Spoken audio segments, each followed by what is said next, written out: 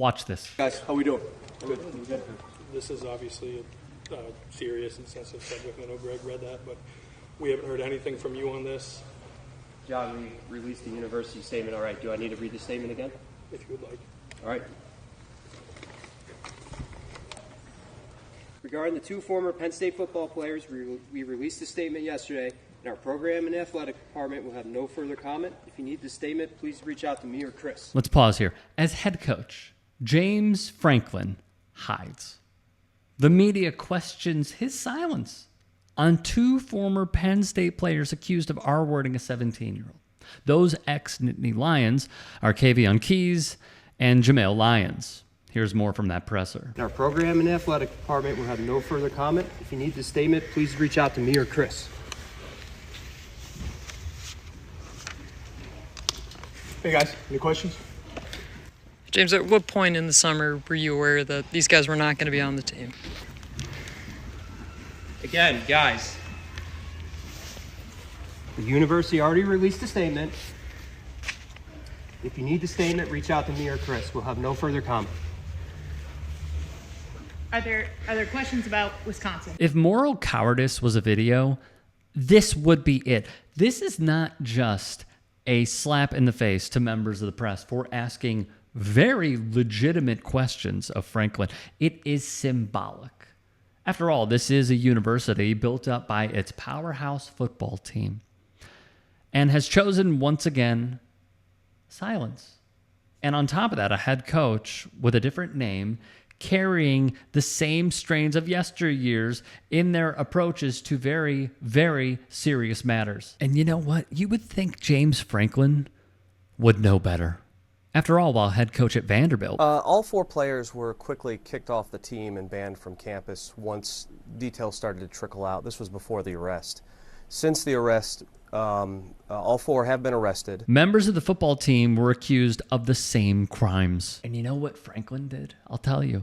According to a court filing in April of 2014 from one of the alleged accusers, whose name is Brandon Vandenberg, attorneys claimed Franklin and former director of performance enhancement Dwight Galt contacted the victim.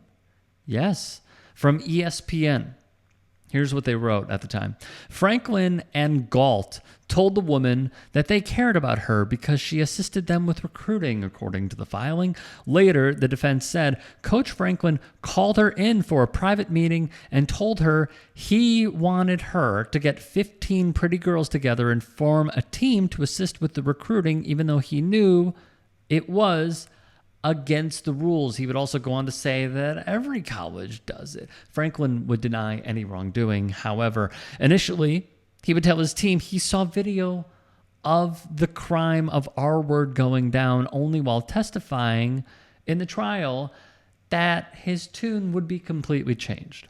From Penn Live, I'm going to read a few excerpts that are important. Franklin told defense attorneys that he exited a meeting with Vanderbilt administrators and met with the team on June 25th, where he spoke as if he had seen the raw video. Instead, he testified that he learned of the act secondhand, but opted to tell the players otherwise because he was angry and upset and did not want to water down his message. What are we even doing here? This is a leadership position. Quote, I had just gotten done meeting with the administration, and I didn't want to go in and water my message down to the team, he would testify. I didn't want to say I was told I saw a video from somebody else. That's what I did. I addressed the team and spoke as if I had seen the video because I was angry and upset, and I didn't want to water down the message to them.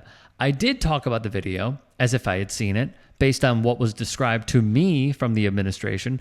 I didn't think that was the right way to deliver my message to the team at the time. He would also deny making threats to the four defendants as they wanted to, quote, plead their case in front of him. Ultimately, says Football Scoop, 3 of the 4 players were convicted and went to jail while the 4th took a plea deal. Now, fast forward to present day after knowing about all of that. Jameial Lyons has been accused of R-wording the 17-year-old in July at an on-campus apartment. Per the Center Daily Times, he was also accused of groping digital and forcing her to perform sex. Keys, who like Lyons is also 19, was accused of similar sexual violence with the teen. From the paper, Lyons was also charged for indecently assaulting a second woman who was intoxicated. Neither woman consented to the sexual contact, police wrote. More. Keys has denied all allegations. Lyons admitted to having sex with the teen, though he says it was consensual, but, and this is a big but, he did say he believed that she would go to the police. Why do you think that? It's an odd admission. From ESPN, the girl told police that Keys and Lyons provided her and two other girls with alcohol while she was watching TV with the football players in Keys' bedroom. According to the affidavit, they would smoke the ganj. The writer for ESPN, Mark Schlabach, has more. The girl told police that while she was trying to fall asleep, the players approached her from both sides and touched her without consent. She told police that both men forced her to have sex with them. She said the players R-worded her, and she was unable to stop them because of their size. She told police that her arms were restrained and that the players grabbed her by the neck and choked her on several occasions. She said she could not breathe. She also claims she saw a camera flash go off, indicating that she believed it was being documented. When finally managing to break free, Lyons allegedly grabbed the victim, carried her outside, and dropped her on the ground, according to police, who allege Lyons told the girl, and I quote, "B, you're not coming back here ever, and stay the F out of our life." The story continues via ESPN. Another woman would tell the cops that when she woke up to vomit, Lyons led her to his bedroom. She alleges she woke up without pants on, and Lyons essayed her. The school would suspend both players from the team in August. That, of course, came after the pair were initially placed on interim suspension at the end of July, according to a team spokesperson at the time, to deal with a personal matter. Interesting way of putting that by the school. Mike Harmon of Fox Sports Radio said something that I agree with. Quote, "Look, there's not a way for Franklin to win this situation, but there is a way for him to lose. In this case, you lose because you look like you're abdicating responsibility." Exactly. That's not showing any leadership. That's not a leader of men. He literally stepped away from the podium, said nothing, and drank water. This needs to be addressed other than just refer back to this person. Exactly. There are so many different ways to handle this, and the way that James Franklin did was cowardice. And you know why I think he did it? It's because there is a track record here and a history of what appears to be, via local media, some wrongdoing, and he doesn't want to step in it again. So he will take the cowardice badge and quite literally move in silence instead of saying something. You know what could have been done to avoid all of this? I understand this is a very serious matter. I understand you guys have questions. Right now, I am going to refrain from answering them, and I'm going to focus on Wisconsin. Guys, I understand that you guys have an obligation. I totally get it. You also understand where I'm coming from, that I cannot comment on this situation. To literally say nothing, show disgust, walk away from the podium, and hide until you're saved by a media relations person? The dynamics here that we are seeing, the presentation you are giving us is an F-. You got to do better. This is not leadership.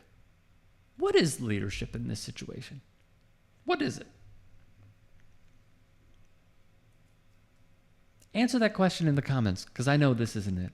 And I know you know that too. If you can and are willing, please become a paid member here at TYT Sports. And or go to tyt.com/join. In addition, you can follow me on Twitter, Instagram, and TikTok. Appreciate it. Have a great day.